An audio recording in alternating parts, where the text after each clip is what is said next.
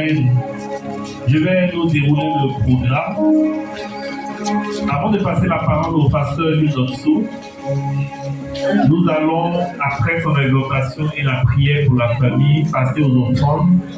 Ensuite, il y aura un temps de témoignage que certaines personnes parmi nous vont faire pour dire à chacun de nous les bienfaits qu'ils ont eu à partager avec Papa Esso.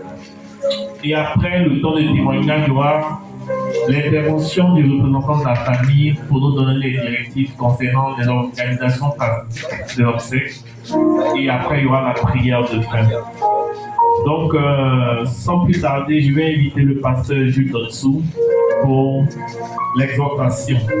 Pasteur Jules Dotsou, sous vos ovations, s'il vous plaît.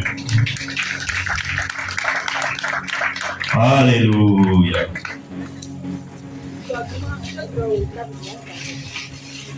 Amen. Bienvenue à tout le monde à ce rendez-vous. C'est une veillée, comme nous pouvons tous le constater, funèbre, parce que nous tous ici, parents,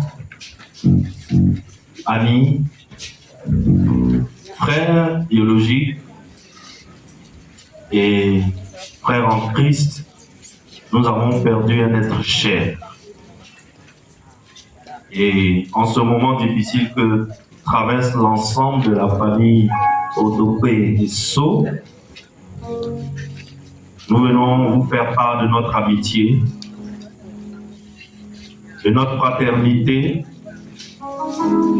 et de notre soutien indéfectible.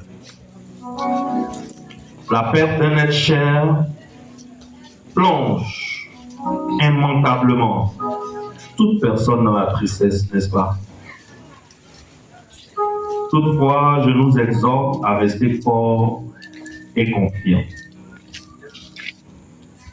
Soyez tous ici certains que notre cher, comme nous aimions l'appeler chez nous à l'église, Papa Esso, que notre cher Papa Esso est désormais dans un monde apaisé, un monde sans souffrance. Soyez certains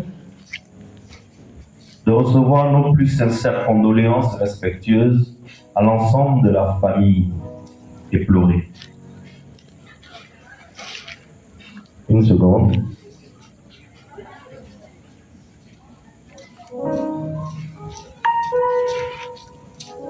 La véritable amitié, frères et sœurs, la véritable amitié est celle qui s'exprime dans les moments les plus difficiles.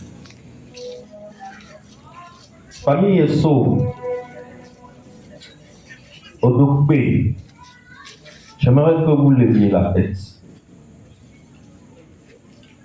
et que vous voyez autour de vous toutes ces personnes. Ce sont des personnes qui vous aident. Ce sont de véritables amis. Le deuil qui touche votre famille est une épreuve de l'existence. Et vous ne saurez surmonter cette épreuve qu'en famille, soudés les uns aux autres. Ce genre de moment arrive pour que nous nous rendions compte de l'importance de la famille et de l'importance de ceux qui sont encore vivants avec nous. Ce genre de moment arrive pour nous enseigner qu'au lieu de se disputer parfois pour des détails sans grande importance, aimons-nous vivants, comme on le dit en ivoirien. Aimons-nous vivants, c'est mieux.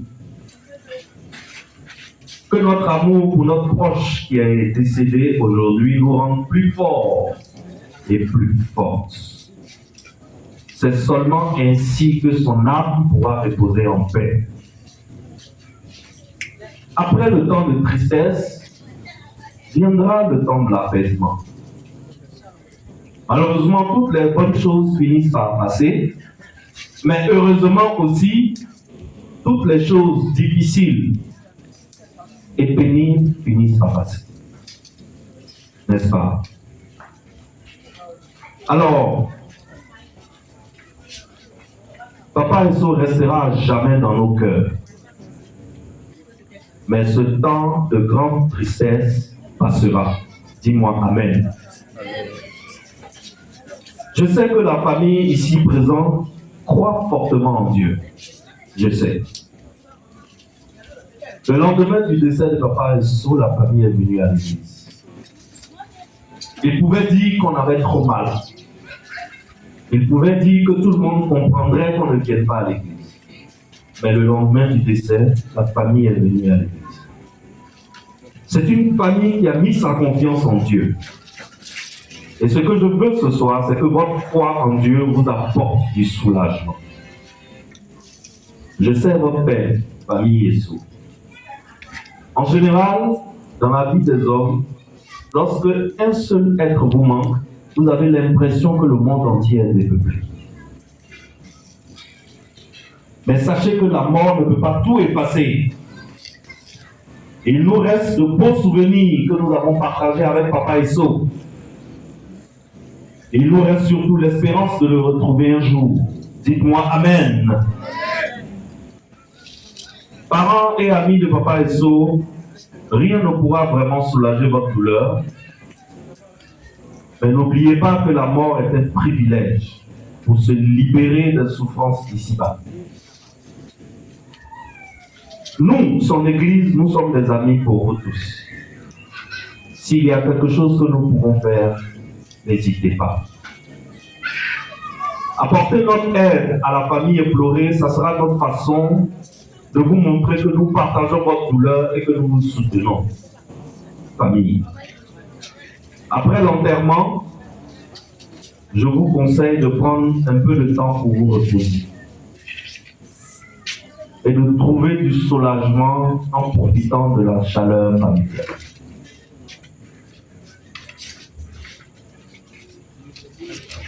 Nous allons écouter la parole de Dieu, ce que Dieu dit d'une telle situation.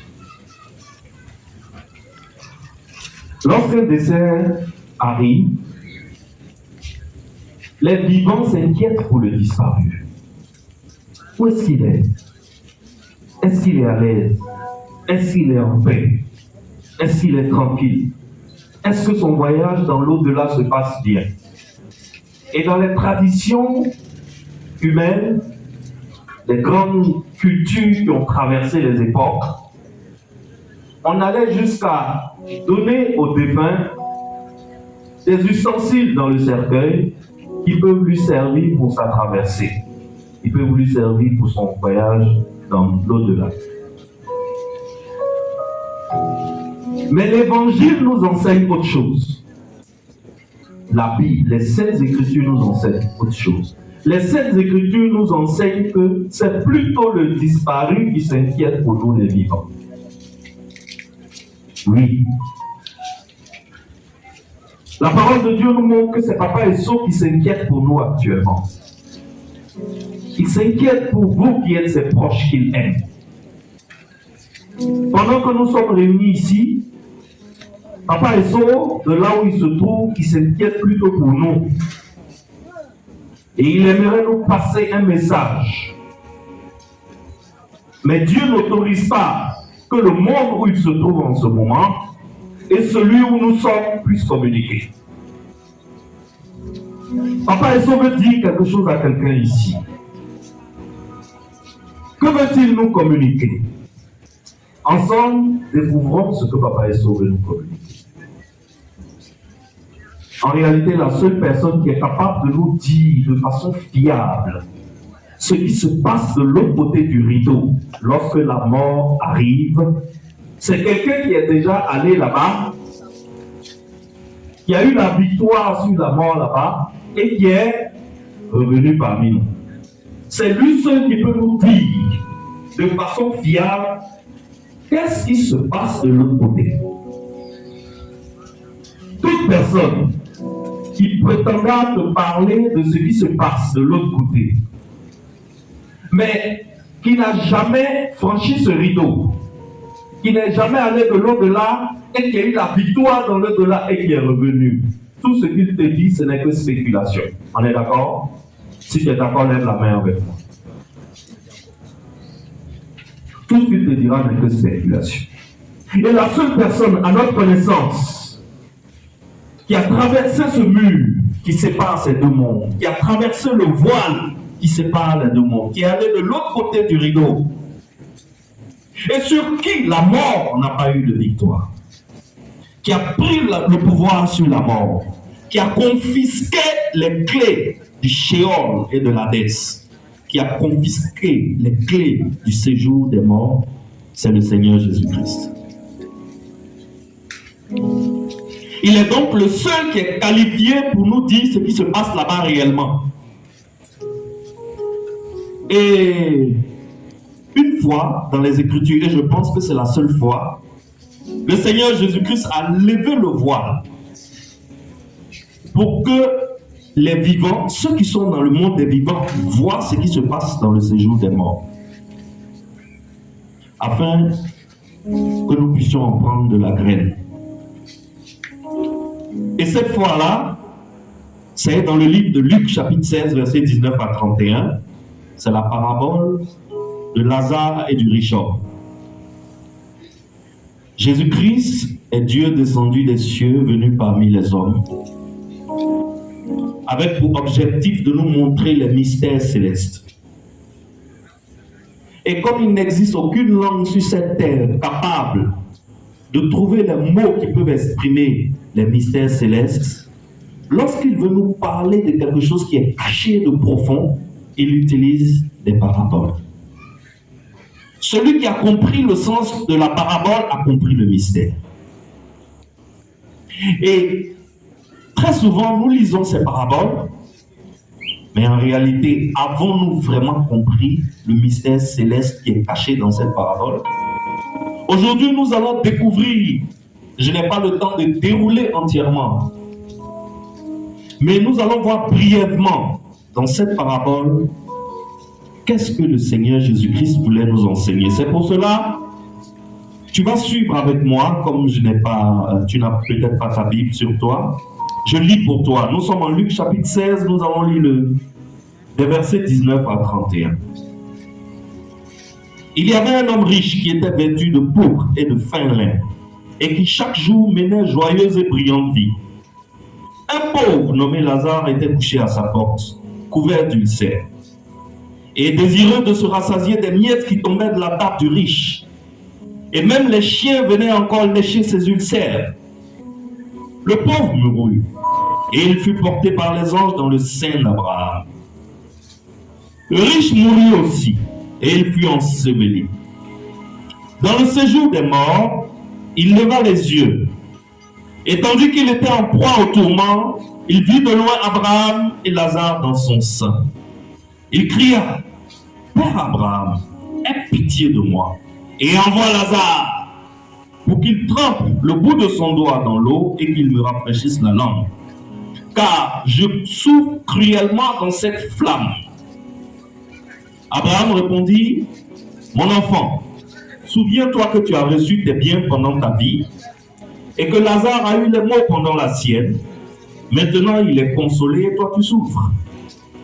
D'ailleurs, il y a entre nous et vous un grand abîme, afin que ceux qui voudraient passer d'ici vers vous, ou de là vers nous, ne puissent le faire. Le riche dit: Je te prie donc, Père Abraham, d'envoyer Lazare dans la maison de mon père, car j'ai 5 frères. C'est pour qu'il leur atteste ces choses, afin qu'ils ne viennent pas aussi dans ce lieu de tourment. Abraham répondit: Ils ont Moïse et les prophètes, qu'ils les écoutent. Et il dit: Non, Père Abraham, mais si quelqu'un des morts va vers eux, ils se repentiront. Et Abraham lui dit: S'ils n'écoutent pas Moïse et les prophètes, ils ne se laisseront pas persuader, même quand quelqu'un des morts ressuscitera. Voilà la parabole. Comme l'homme riche, nos morts, ceux qui sont partis, comme aujourd'hui notre frère Esso Pierre, nos morts se trouvent en face d'une réalité inéluctable. La réalité inéluctable, c'est quoi? C'est que qui que tu es, quelle que soit ta couleur de peau et ton ethnie, quelle que soit la taille de ta richesse, quel que soit le nombre de tes voitures et de l'épaisseur de leur blindage, quelle que soit la quantité d'immeubles que tu possèdes, il n'y a que deux destinations. Il y a le sein d'Abraham et il y a les flammes du tourment éternel. Donc par la parabole du riche homme et de Lazare, le Seigneur a voulu nous montrer ce qui arrivera après cette vie. C'est comme si le Seigneur était en train d'ouvrir le voile qui sépare les deux mondes pour que nous puissions voir ce qui se passe là-bas. Parce qu'il est le seul qui est parti là-bas et qui est revenu. Donc, il en a le pouvoir et la capacité. Remarque bien ce qui se passe ici. Ici, le Seigneur n'est pas en train de nous dire que les riches de ce monde iront tout droit dans les flammes éternelles et que tous ceux qui ont vécu en manquant d'argent, en étant dans la galère, en tirant le diable par la queue, iront directement au paradis. Non, c'est pas ce qu'il est en train de dire ici.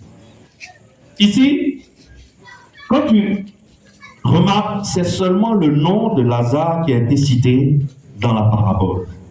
Lazare veut dire le secours de Dieu. Tandis que le nom du riche n'a pas été mentionné. Ce n'est pas un hasard. Dieu ne s'intéresse pas au nom de l'homme qui n'est pas en relation avec lui. Un homme qui pendant toute sa vie a préféré jouir des biens de la terre au détriment de sa relation avec Dieu, Dieu à son tour l'oublie éternellement. Dis-moi amen. Donc la parabole n'est pas en train de nous dire que les riches iront en enfer. Donc il faut rester pauvre pour avoir accès au paradis. Il s'agit plutôt de ceux qui ont vécu en donnant la plus grande importance de leur vie à la jouissance des biens matériels et en négligeant leur rapport, leur relation avec Dieu. Là où on va après la mort, là-bas on ne meurt plus haut. Parce qu'on ne meurt pas deux fois. On meurt une seule fois. Là où on va après la mort, la Bible appelle l'éternité. Alors la question qu'il convient de se poser, c'est où veux-tu passer l'éternité? Est-ce que tu veux passer l'éternité dans le sein d'Abraham ou est-ce que tu veux passer l'éternité dans les flammes du tourment éternel? Jésus-Christ a dit dans le sein d'Abraham parce qu'il s'adressait à des Juifs. Et pour un Juif, le meilleur endroit où il peut aller, c'est dans le sein d'Abraham. Aujourd'hui, la dispensation a changé. Celui de qui Abraham est venu parler est arrivé. Il s'appelle Jésus-Christ, c'est le Fils de Dieu. Donc aujourd'hui, là où toi et moi, nous devons désirer aller, c'est à côté du Seigneur Jésus-Christ. Alors, où est-ce que tu veux passer ton éternité? À côté du Seigneur ou bien séparé du Seigneur? Parce qu'il faut que tu saches que séparé du Seigneur, c'est un lieu de tourment éternel. Ça veut dire que notre frère qui est mort, notre parent qui est mort, la destination qu'il prend après sa mort, ça ne dépend pas de la qualité du pasteur qui est venu prier le jour de son enterrement, ni du grade élevé du prêtre qui est venu officier à sa messe, ni de la puissance de l'offrande que sa famille a donnée à l'homme de Dieu qui est venu prier sur son cercueil. C'est pas à ce niveau que ça se décide. La destination du défunt n'est pas déterminée par les services qu'il rendait aux gens de son vivant. Comme de ton vivant tu étais généreux, tu aidais les pauvres, tu scolarisais les enfants de la rue, tu secourais les veuves, Tu avais même créé un grand orphelinat ou un grand hôpital où on soignait les gens cadeaux. Comme dans ta vie, tu ne volais pas, tu ne mentais pas, tu ne cherchais pas femme des gens. Donc, automatiquement, si tu meurs, pim, tu vas directement auprès du Seigneur. Non. C'est pas comme ça. Toutes ces choses que je viens de citer sont des choses très bien. Et c'est ça qu'il est recommandé de faire. Mais ce n'est pas cela qui détermine ta destination à ta mort. Oui. Ce n'est pas parce qu'on a fait beaucoup de bonnes œuvres de son vivant sur terre qu'on est automatiquement sauvé. Si c'était le cas, le brigand à côté de Jésus sur la croix ne serait jamais sauvé. Il n'a fait aucune œuvre bonne. Lui-même, il a reconnu. Il faut lire Luc 23, 33 jusqu'au 43. Tu vas voir. Il reconnaît qu'il n'a rien fait. Mais ce jour-là, le verset 43 dit, Jésus lui répondit, je te le dis en vérité, aujourd'hui tu seras avec moi dans le paradis. Le gars est allé au paradis, alors qu'il a passé toute sa vie à faire des pitreries. Ça veut dire que la destination où on va après ici, quand on est mort, comme Papa Esso est mort aujourd'hui, ça dépend de autre chose que de faire des bonnes œuvres dans sa vie. Qu'est-ce qui détermine donc la destination? Acte 16, 31 dit, crois au Seigneur Jésus-Christ et tu seras sauvé, toi et ta famille. Alors, résultat des courses, nous tous qui sommes là ici ce soir, à la veillée religieuse de Papa Esso, on est sauvé que si on reçoit Jésus-Christ comme Seigneur et Sauveur. En ce moment, nous avons Moïse, le plus grand Moïse. Nous avons le plus grand des prophètes. Ce n'est pas hier, ce n'est pas comme au temps où Jésus-Christ donnait la parabole, où il n'était pas encore mort. Aujourd'hui, Jésus-Christ est déjà mort. On a celui que Moïse est venu annoncer. On a celui que tous les prophètes sont venus annoncer. Et l'œuvre qu'il devait faire pour notre justice a été accomplie. Donc, le régime a changé. Que faut-il faire donc pour quelqu'un qui veut être sauvé? Croire en Jésus-Christ comme ton Rédempteur et ton Sauveur. Et quand est-ce que tu dois le faire? Tu dois le faire de ton vivant et non quand tu es mort. C'est maintenant qu'il faut le faire. En effet, le Seigneur Jésus-Christ est descendu là-bas et il a vaincu la mort.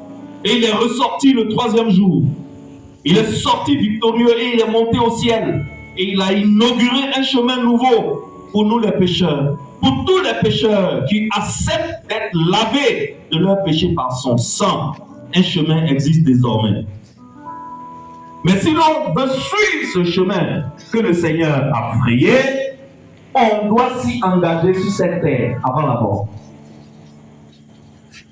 Après la mort, il n'est plus possible d'emprunter ce chemin. Et c'est ce que nous voyons vers la fin de cette parabole. Parce qu'à la fin de cette parabole, tu te rends compte que après plusieurs tentatives pour essayer d'échapper au tourment éternel, le riche homme s'est résigné. Il a compris que son sort est scellé. Il a compris que son sort devrait être scellé et a été scellé quand il était vivant. Parce que le jour où tu tombes et que tu es mort, il est impossible de passer des ténèbres à la lumière. La décision se prend maintenant. C'est pour cela que je te disais tout à l'heure qu'en réalité, c'est le mort qui s'inquiète pour nous. Parce que le gars là, il est mort. Ce que Jésus nous raconte là, c'est de l'autre côté. Mais le gars là, il dit, je peux envoyer un message à mes 5 frères. Luc 16, 27 à 28. Le riche dit, je te prie donc, Père Abraham, d'envoyer Lazare dans la maison de mon père, car j'ai 5 frères. C'est pour qu'il leur atteste ces choses, afin qu'ils ne viennent pas aussi dans ce lieu de tourment. Donc, le riche homme, il voulait fournir à ses frères le moyen d'éviter ce lieu effroyable où il se trouve aujourd'hui. Et pourquoi il est ici aujourd'hui? À cause de la vie qu'il a menée quand il était sur terre. Quelle est cette vie qu'il a menée? Est-ce que c'est parce qu'il était riche qu'il s'est retrouvé là-bas? Non, c'est pas parce qu'il était riche. Dieu n'a rien contre la richesse. Mais il s'est retrouvé là-bas parce qu'il a vécu une vie sans tenir compte de sa relation avec Dieu. Pour lui, sa relation avec Dieu, ce n'était pas quelque chose d'important. Pour lui, la chose la plus importante, c'était comment faire pour changer de voiture chaque année. Comment faire pour manger de plus en plus de moutons, de méchouis de moutons avec couscous. Comment faire pour boire les meilleurs champagnes de cette terre, les meilleurs vins de cette terre? Comment faire pour profiter des plus belles créatures, des femmes que Dieu a mises sur cette terre? C'était la seule chose qui l'intéressait. Mais sa relation avec Dieu ne l'a jamais intéressé. Résultat des courses, le jour de sa mort, il s'est retrouvé dans les flammes éternelles. Et le coin était tellement pénible que malgré qu'il est dans les flammes éternelles, il ne veut pas que ses frères viennent le rejoindre là. Il ne veut pas que ses frères viennent le soutenir, lui tenir compagnie. Parce qu'il veut que ses frères évitent cette destination. Malheureusement, le moyen qu'il veut utiliser pour éviter cette destination à ses frères, ça nous montre que jusqu'à présent, même jusque dans les flammes éternelles, il n'a pas encore compris pourquoi il est parti dans les flammes éternelles. Parce que qu'est-ce que lui veut? Il veut que Dieu fasse un miracle pour que ses frères ne viennent pas. Il veut que Dieu ressuscite un mort, que le mort quitte le séjour des morts pour revenir dans le séjour des vivants, pour venir donner un message aux vivants avant de retourner dans le séjour des morts. C'était la méthode que lui voulait utiliser. Parce qu'il dit, si c'est comme ça, il est sûr que ses frères vont écouter. Il est sûr que ses frères vont changer de vie. Et il est sûr que ses frères vont chercher la volonté de Dieu. Mais ça lui a été refusé. Pourquoi ça lui a été refusé? Parce que Dieu a déjà mis dans sa parole tout ce que l'homme doit croire pour éviter les flammes éternelles. Dieu opère dans le cœur d'un homme et dans la conscience d'un homme par sa parole et non par des miracles. C'est la foi en la parole de Dieu qui sauve. Les miracles, même les plus impressionnants, n'ont jamais sauvé quelqu'un. Donc si de ton vivant, tu mets de côté la parole de Dieu et tu n'en fais qu'à ta tête, parce que la vie est douce, tu t'exposes à passer l'éternité dans le malheur éternel. Quand on sonne à ta porte et on te dit Jésus t'aime, Jésus veut que tu viennes à lui, mais tu n'as pas tant de ça. Tu es trop devant. Allez là, on n'est pas dans ça. Joe, moi mes mouvements, il y a un propre, mes mouvements devant là-bas, toi tu dis quoi? Attends, on va aller à l'église pour faire quoi? Ça c'est pour les vieux. Nous on n'a pas tant de ça. Ta relation avec Dieu ne t'intéresse pas. C'est comment faire pour gagner encore plus d'argent, beaucoup plus d'argent. C'est la seule chose qui t'intéresse. Si tu fais ça de ton vivant, tu vas passer l'éternité dans le malheur éternel. Parce qu'il faut savoir que la vie ici, là, c'est 80 ans, 70 ans, 80 ans. Puis c'est trop 100 ans. Mais là où tu t'en vas, on appelle ça l'éternité. Là-bas, ça n'a pas de fin. Joe. Donc, à cause de petit doux qui est ici, là, 70 ans, 80 ans, là, c'est à cause de ça que tu vas te retrouver dans les flammes éternelles. Mon ami, rappelle-toi bien que lorsque le gars là était dans les flammes éternelles, il voulait changer de destination. Mais il est impossible de changer de destination. Dès que la mort tombe sur toi, c'est fini. On ne change de destination que de son vivant. Et c'est le message que Papa Esso voudrait passer à nous tous ici ce soir. Papa Esso a envie de nous dire, est-ce que tu peux recevoir Christ comme Seigneur et Sauveur et l'écouter? Oui, au temps de la parole, il fallait écouter Moïse et les prophètes. Mais aujourd'hui, il faut écouter celui que Moïse et les prophètes ont annoncé. Le Messie, le sauveur de l'humanité, le sauveur de la terre tout entière, Jésus-Christ, le Fils de Dieu. Papa Esso veut parler à quelqu'un ici maintenant. Papa Esso veut dire à quelqu'un, mon ami, tu es venu à ma veillée funèbre. Merci beaucoup. Mais si tu n'as pas encore reçu Christ comme ton sauveur, fais-le maintenant. Fais-le ici avant de partir. Moi, je l'ai fait. Aujourd'hui, je suis dans bon. Fais comme moi. Et fais-le maintenant. Parce que personne ne sait quand il peut tomber et mourir. Le jour où notre ami Papa Esso est tombé, il a quitté la maison ici comme d'habitude, de façon normale. Comme toujours. Si ce matin-là, un prophète lui disait au carrefour ici, mon ami, où tu t'en vas là? C'est ton dernier jour où tu as dormi dans ton lit.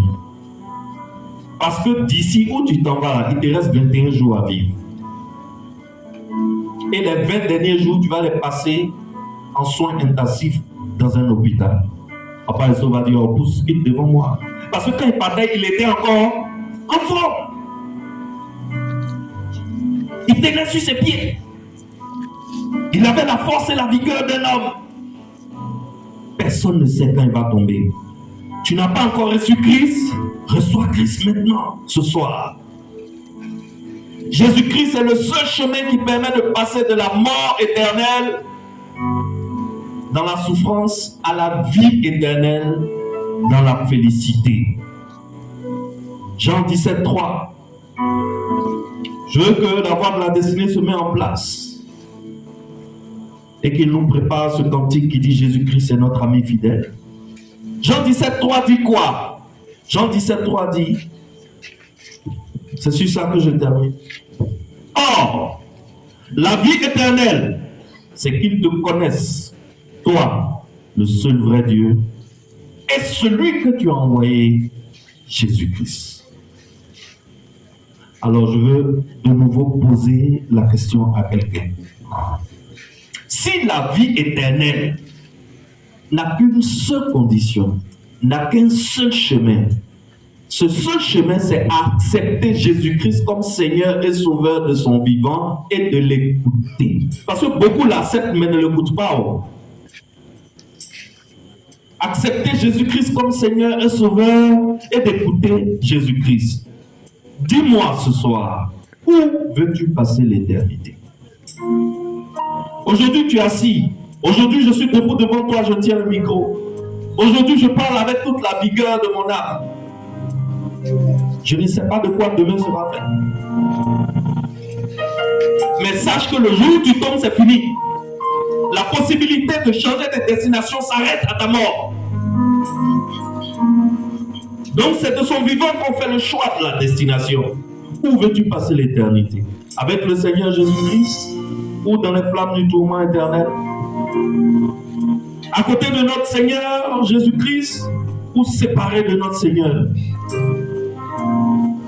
C'est seulement ici que tu peux prendre cette décision.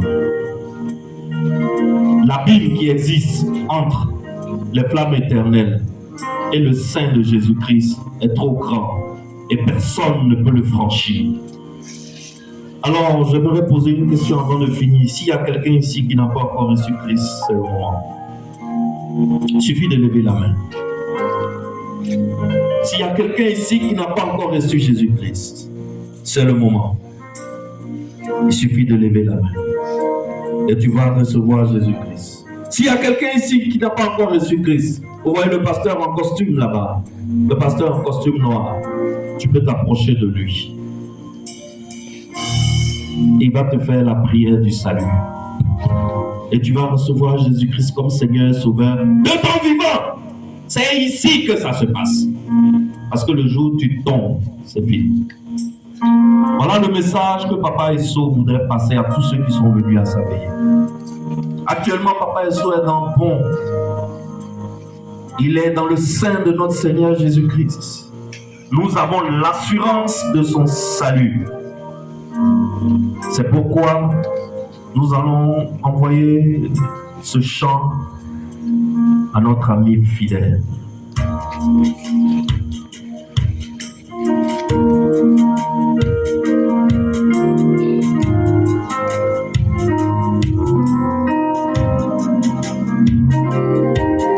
Est-ce qu'on peut se tenir debout pendant qu'on écoute ce chant?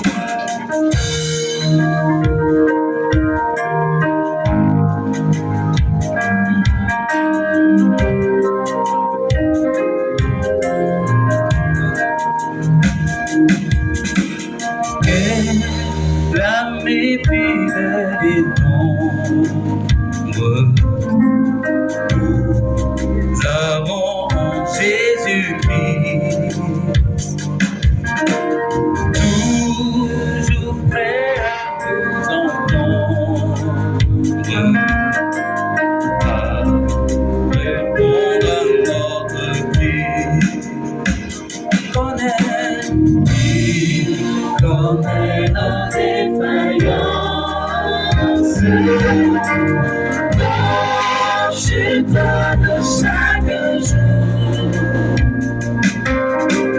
C'est dans ses exigences, et les chansons d'amour.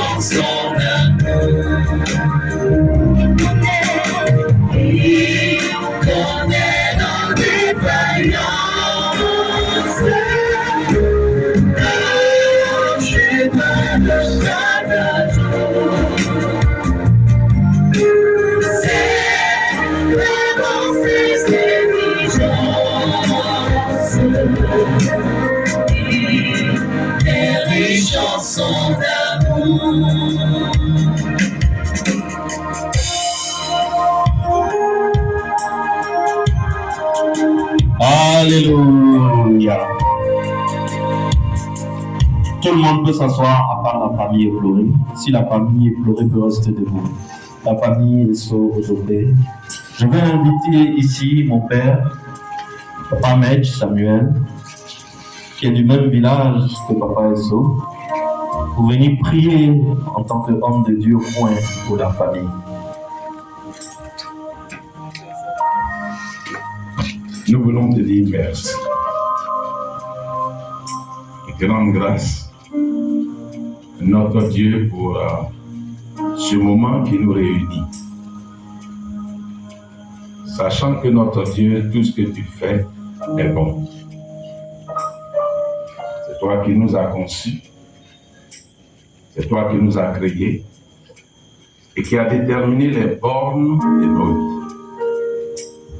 Même toi, en tant que sauveur, qui est venu dans le monde, notre Dieu, tu n'as pas vécu longtemps. Tu n'as vécu que 33 ans.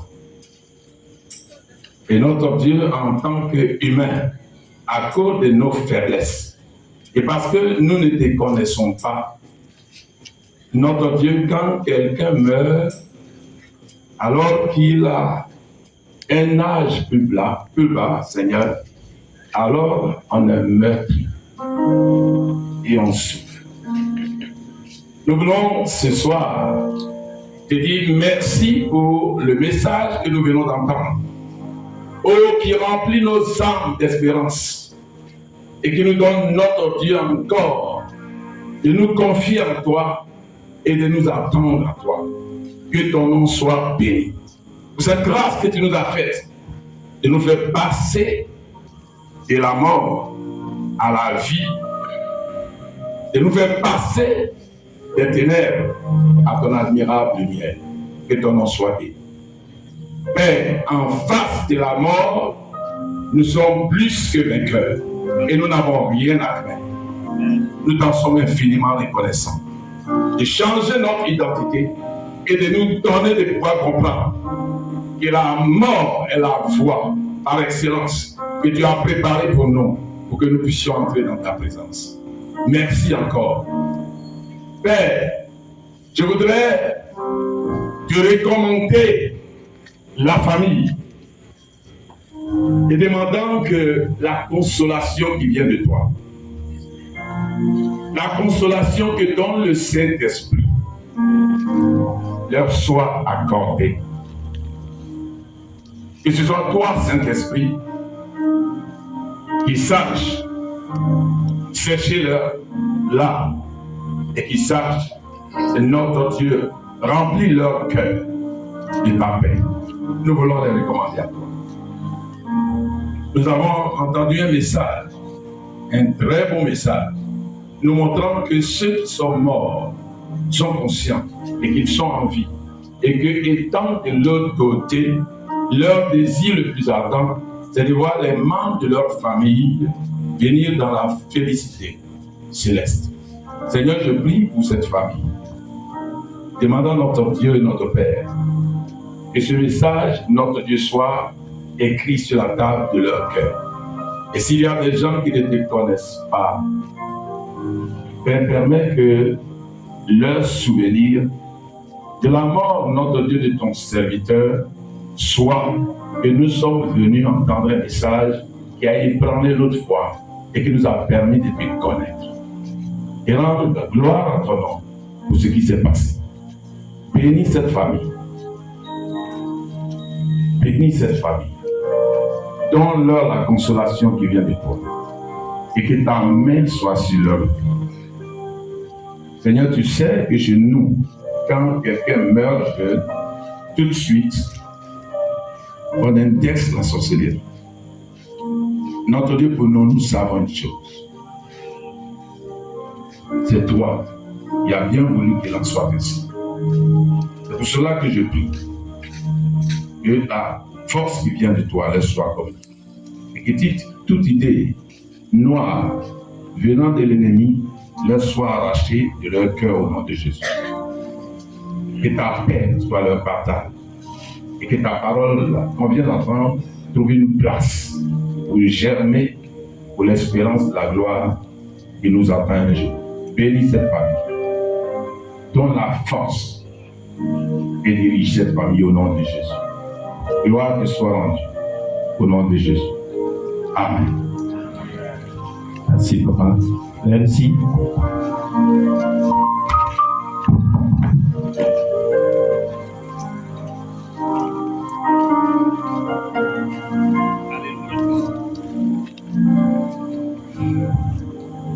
Alléluia. Nous continuons notre veillée et nous passons maintenant aux offrandes. Je vais demander à la voix de la destinée de conduire ce moment, le temps des offrandes. Après les offrandes, il y aura un temps de témoignage. Donc, pour toutes les personnes qui veulent partager quelques histoires, quelques éléments marquants de la vie de Papa Esso, ces personnes-là sont priées de se signaler afin de pouvoir rendre le témoignage.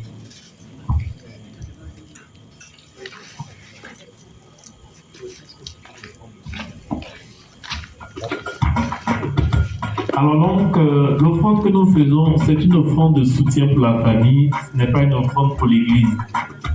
Donc, tout ce que nous allons recueillir sera donné, remis entièrement à la famille.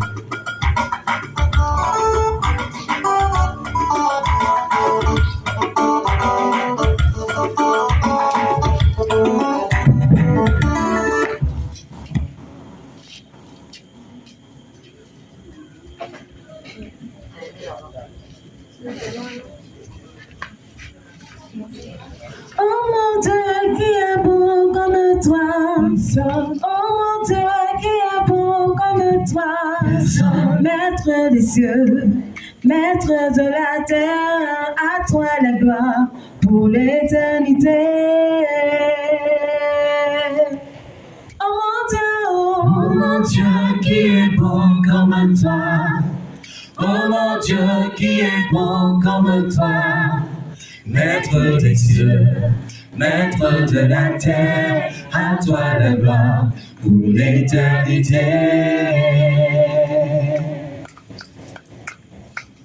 Oh mon Dieu, qui est beau comme toi. Oh mon Dieu, qui est beau comme toi. Maître des cieux, maître de la terre, à toi la gloire pour l'éternité.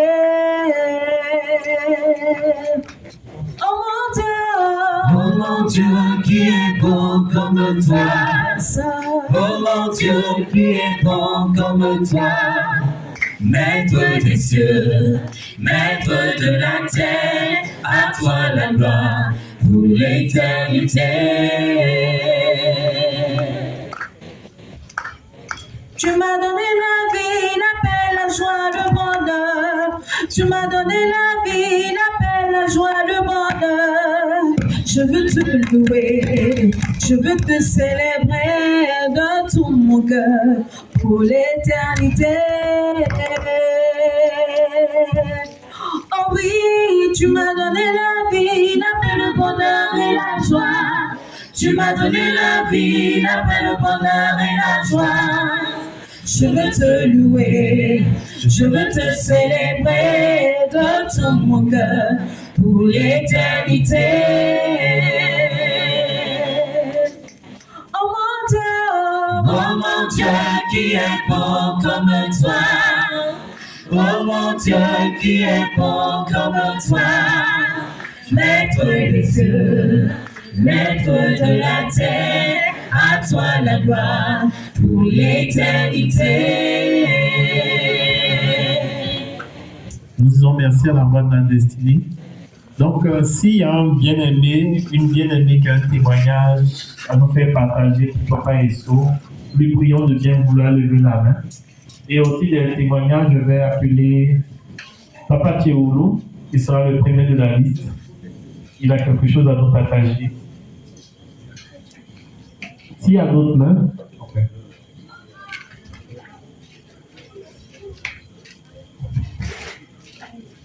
Alléluia. Bonsoir à tout le monde. Je me nomme M. Théoulou, le prénom c'est évident. Je suis l'un des amis de Papa Esso. Je suis à la maison de la destinée, précisément en tant que gloire de Genjavé. L'église que fréquentait notre ami Papa Esso. Pour commencer mes propos, je voudrais dire un tout petit truc à mon ami. Je sais qu'il m'entend. Ouais, frangin, tu as fait fort quand même.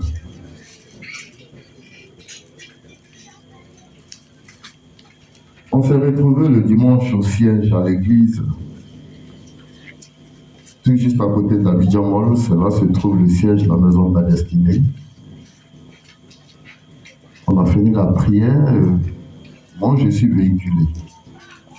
Nous sommes un trio. Voilà un qui a arrêté là-bas. Et ce jour-là, on a fini la prière, on devait rentrer. Il m'a approché, il dit, Yo, moi je rentre avec toi. Hein. Il était avec sa femme, maman Esso, bonsoir. Je lui ai dit non, ma fille allait en congé et qu'elle devait rentrer, donc je vais à Djamé la récupérer. Allons ensemble, il a dit non, comme on a des courses à faire, on va rentrer. Et je suis parti avec mon frère Alexis, sa femme. C'est comme ça, lui, il est rentré à la maison avec son épouse. C'était la dernière fois que je l'ai vu. Sinon, dans le réseau des hommes, chaque mardi, on fait des prières chez chacun. Et la dernière fois, c'était chez moi. On a prié, on a mangé. Ce jour-là, j'ai fait de la ticket, puis des ignames. J'ai dit, papa, il y a igname, et puis à ticket. Il dit, moi, je suis à Djoukou, il y a moyen, mon ticket. Votre igname, là, je ne suis pas dedans. Et puis, les histoires de manger les trucs lourds la nuit, là, ça pèse dans le ventre. Je ne veux pas mourir tôt. Si je mens Alexis est là. Ce sont les phrases qui étaient figées dans ma tête qui m'ont fait pleurer. Je ne veux pas mourir tôt. Et mon frère, qui a dit ces phrases avec un sourire piquant, comme il aimait bien le faire. Un sourire moqueur, il est mort tôt. Ce n'est que la volonté de Dieu. Je voudrais ce soir rappeler à tout le monde que c'est à ces circonstances-là qu'on voit la vraie valeur de la vie. Mais dans le jargon ivoirien, comment nous vivons. Papa Isso était quelqu'un qui aimait ses frères, qui aimait son prochain, ce qui faisait de lui un homme timide. Il n'aimait pas les histoires. Il m'a raconté une histoire, il a dit qu'il avait beaucoup souffert à l'école, comme moi aussi. C'était nos petites histoires, et Dieu a fait qu'on a eu un peu, comme on le dit. Et frère, tu es vraiment parti tôt. J'ai mal au cœur. Mais je suis soulagé parce que je sais que tu es auprès de notre Père. Et qu'en ce moment-là, tu t'inquiètes pour nous. Nous qui pensons que nous sommes encore vivants. La seule chose que je te demande, c'est de donner la force à ton épouse.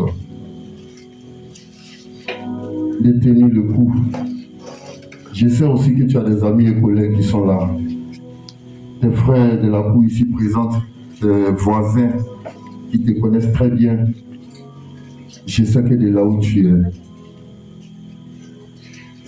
tu vas demander à notre Père, là où tu es assis à sa droite, de nous donner la force, de permettre que nous puissions connaître Jésus-Christ pour qu'à notre tour, nous puissions être auprès de toi. C'est ce qui est le plus important. Et te dire aussi que de notre vivant, toute l'Église entière, tes amis et frères que nous sommes, nous n'allons jamais laisser ta femme. Nous allons continuer de la fréquenter. Nous allons continuer de lui apporter notre soutien. Parce que tu étais un homme bon. Tu étais un homme bon, Papa Isso. Je me souviens comme c'était hier chez le pasteur, qui nous a reçus chez lui. Que la tête te soit légère. Merci pour toutes ces œuvres que tu as fait sur terre. Et que notre Père qui est aux cieux garde son âme auprès de toi. Continue de prier comme tu l'as toujours fait. Continue de garder Dieu dans ton cœur pour nous, tes amis que tu as laissés. Physiquement, mais je sais que spirituellement, tu es dans notre cœur. Car Jésus qui est notre Dieu, qui a ressuscité le 3e jour, est dans notre cœur. Tu l'as accepté avant de mourir. Tu resteras toujours dans nos cœurs.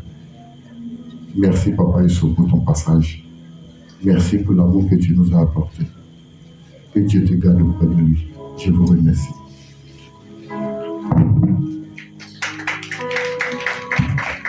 Donc, à la suite de Théolo Isidore, je vais appeler le pasteur Jules Dotso qui s'est investi pendant plus de 2 ans dans la vie spirituelle de Papa Esso. Il a quelque chose à nous partager. Pasteur Jules. Amen. C'était un bon fidèle. Papa Esso était un bon fidèle. Un fidèle que tout pasteur aimerait avoir dans sa communauté. Comme le disait tout à l'heure Papa Théolo, nous fréquentons l'église de la Maison de la Destinée. Nous avons une structuration telle que nous avons au sein de l'église ce qu'on appelle des réseaux. C'est ainsi que nous avons le réseau des hommes, le réseau des dames, le réseau des jeunes dames et le réseau des jeunes hommes. Nous avons même le réseau des adolescents. Et chaque mardi, un membre du réseau reçoit tout le réseau et c'est tour à tour. Ça nous permet de nous fréquenter intimement. Ça nous permet de nous connaître bien et de fraterniser. Et plusieurs fois, à ces rencontres-là, ce sont des rencontres qui me permettent, moi, en tant que berger, de connaître très bien les membres de mon réseau. Parce que tu sais, dimanche, tu viens, tu prêches. Mercredi, tu viens, tu prêches, tu t'en vas. Mais tu ne connais pas les gens qui sont assis en face de toi. Et je peux vous dire que j'ai découvert un homme bon. Il a un petit sourire, comme disait tout à l'heure le bishop. Et son sourire, là, tu as l'impression qu'il se moque de toi. Un petit sourire moqueur, toujours sur le coin des lèvres. Dimanche, quand le culte est fini, tous les gars du réseau homme, ils rentrent dans mon bureau. Souvent même, ils sont tellement dans mon bureau, il y a des fidèles qui veulent venir me parler, ils ne peuvent même pas parler. Et Papa Esso, au début, quand il finissait son culte, il partait.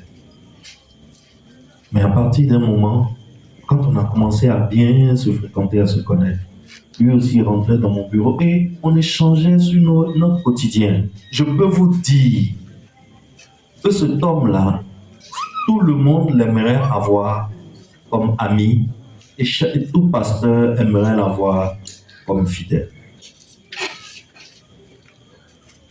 Un jour, je l'ai appelé, je dis Papa Esso, désormais, je vais te mettre au ministère de l'économie et des finances. Tu vas gérer l'argent de l'église. Il a commencé à gérer l'économie et les finances de l'église comme s'il avait fait ça depuis le commencement de l'église. Je vous dis la vérité. Un homme sans histoire. Mais vous savez quoi? Dieu prend toujours les meilleurs. Dis après moi, Dieu prend toujours les meilleurs. Dieu prend toujours les meilleurs. Quand Dieu est venu dans la famille du premier couple dans le jardin d'Éden, les 2 enfants, Caïn et Abel, lequel était le bon? C'était Abel. Lequel Dieu a pris? Il a pris Abel. Dieu est venu dans la famille d'Abraham. Il y avait Ismaël, il y avait Isaac. Ismaël était le fils de la transpiration d'un homme. Isaac était le fruit du miracle de Dieu. Entre les deux, lequel est le meilleur? Lequel est le meilleur? Isaac est le meilleur. Dieu a pris qui? Dieu a pris Isaac. Je peux te donner des exemples à n'en point finir. Je ne suis pas ici pour prêcher. Je suis ici pour témoigner que Papa Esso était un homme bon. Retiens que Papa Esso était un homme bon. Et Dieu prend toujours les meilleurs. Si Dieu a décidé de prendre Papa Esso, c'est que c'était l'un des meilleurs. J'ai cette assurance en moi. C'est pour cela que j'ai arrêté de pleurer. J'ai arrêté de pleurer. Je sais que Papa Esso, où il est, c'est mieux que où nous on est actuellement.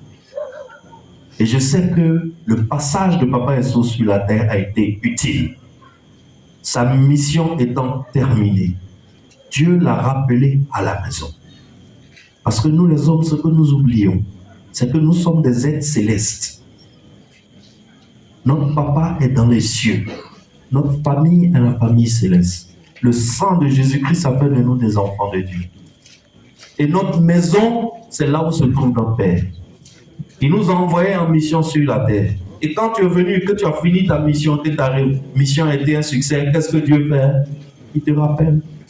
Amen. Dieu a rappelé Papa Esso qu'on ne pleure plus, qu'on soit fort, parce que Papa Esso était un homme bon et son passage sur la terre a été un passage utile. Merci, MC. C'était mon témoignage.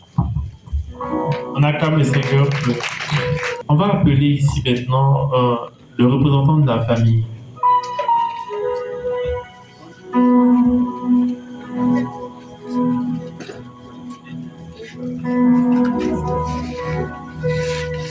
Que Dieu nous bénisse. Je suis Matt Wilfried, le grand frère de votre soeur et de votre voisine. Ok. Je vais vous donner, avec la permission de la famille, vous donner les différents programmes. Bon, nous avons déjà effectué la première veillée hier à l'église Canaan à Yopougon, et la deuxième veillée, c'est ce qui se fait aujourd'hui dans le quartier du défunt. Demain, vendredi, aura lieu la dernière veillée au village du défunt, à Obaf, à partir déjà de 21h jusqu'à l'aube. Le lendemain, samedi, à partir de 9h, aura lieu la levée et l'enterrement. Donc, il faut dire qu'il n'y a vraiment pas de disposition pratique. Voilà, si jamais on entend par là un convoi, il n'y a vraiment pas de convoi. Il n'y a vraiment pas de convoi. Donc, on fera l'effort de vraiment tout faire pour être en contact avec vous jusqu'au lieu, de façon individuelle. Merci beaucoup. Vous restez sur place. Je vais appeler le pasteur Jacques pour vous remettre l'offrande du jour.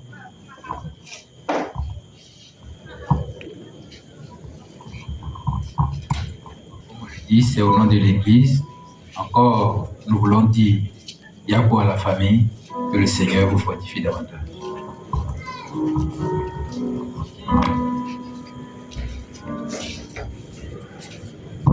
Vous pouvez regagner votre place. Beaucoup de courage et puis que la grâce et la consolation du Seigneur soient sur toute la famille.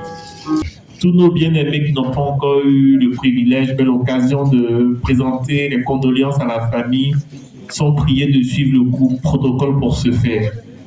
Donc vous suivez le protocole. Toutes les personnes qui n'ont pas encore eu l'occasion de présenter leurs condoléances à la famille, suivez le protocole, ils vont vous guider pour ce faire.